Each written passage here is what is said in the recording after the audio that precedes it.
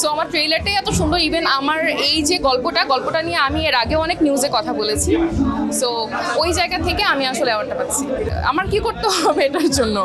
পরে বললো যে কিছু করতে হবে না, আমি বললাম যে টাকা পয়সা কিছু দিতে হবে, আমাকে ভালো লাগছে করবো, এরকম আর কি। আসলে আপনারা যারা এই যে 2 দিন 3 দিন 2 মাস 6 মাসের জন্য আসতেছেন, আপনারা আমাদের ভাত মারতেছেন। থেকে বড় ব্যাপার যে আমাদের যারা আমরা সংস্কৃত মনা, যারা আসলে অভিনয় বা এই যে শিল্পটাকে পছন্দ করি আসলে, সো তাদের সঙ্গে দেখা হচ্ছে, সো এটা খুবই ভালো লাগছে। হ্যাঁ, আমি আজকে এখান থেকে একটা অ্যাওয়ার্ড পাচ্ছি আমার অভিনয়ের জন্য। এটা পাচ্ছি আমার রিসেন্ট রিলিজ হয়েছে, আমার ট্রেলার রিলিজ হয়েছে কথা। সো এটা একটা ওয়েব ফিল্ম। তো এটার বেসিক্যালি গল্পটা হচ্ছে একটা বোবা মেয়েকে নিয়ে। সো গল্পটা খুবই সুন্দর আর এই প্রজেক্টটার জন্য পাচ্ছি। ওয়েব ফিল্মের কাজটা আসলে টোটালি সিনেমাটিক। সো আমি বেসিক্যালি কাজ করেছি ইনফিনিটি 2, যেখানে শরীফুল রাজ ভাইয়া অভিনয় করেছে, তারপর ওখানে টয়া আপু ছিল, আরও অনেক বড় বড় কলাকুশলীরা ছিল। তো আলহামদুলিল্লাহ মানে সকল গুণী বড় কলাকুশলীদের সাথে কাজ করতে পেরে আমার খুবই ভালো লেগেছে। সব থেকে বড় কথা যে সিনেমাটিক স্টোরি, বাংলা নাটকে যেটা হয় যে জোর করে ঘোল খাওয়ানো, সো সিনেমার মধ্যে বা ওই ওটিটির মধ্যে এই বিষয়টা নাই যে জোর করে ঘোল খাও।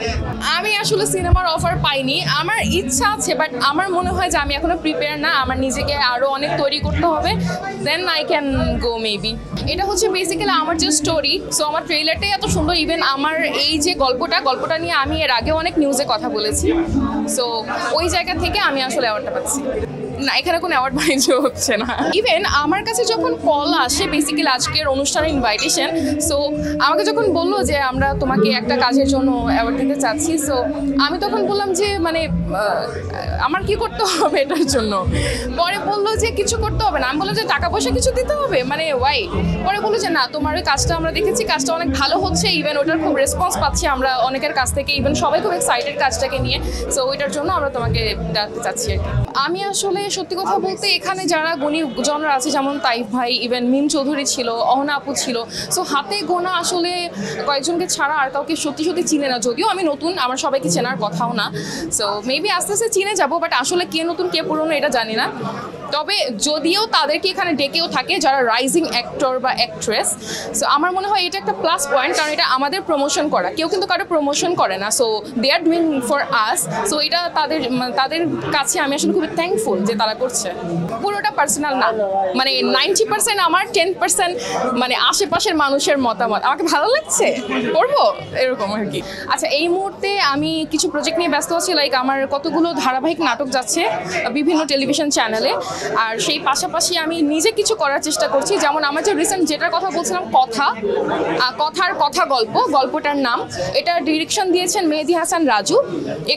এখানেও যথেষ্ট অনেক গুণী মানুষজন কাজ করেছেন, কলাকুশলীরা কাজ করেছেন, অনেক ভালো গুণী শিল্পীরা কাজ করেছেন। সো এই প্রজেক্টটা নিয়ে আপাতত কাজ করছি, আর তার পাশাপাশি আরও কতগুলো সিঙ্গেল প্রজেক্ট হওয়ার প্ল্যানিংয়ে আছি। প্রতিবন্ধকতা অনেক ফেস করেছি, কিন্তু আমি সেগুলোকে ওভারকাম করে এই পর্যন্ত এসেছি। আমার কিন্তু দেশের বাইরে যাওয়ার রেকর্ড নাই, কক্সবাজার যাওয়ারও রেকর্ড নাই।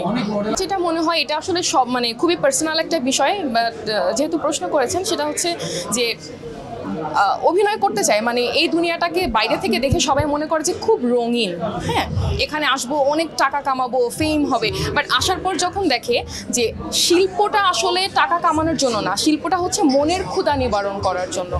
সো যখন তারা টাকার ক্ষুধার্ত হয়ে যায়, তাদের মনের ক্ষুধা তো অ্যাক্টিংটা না, যদি হতো তাহলে তারা শিখে আসতো, তারা শিখে আসে নাই, তাদের ফেস আছে, সুন্দর আছে, চলে আসছে।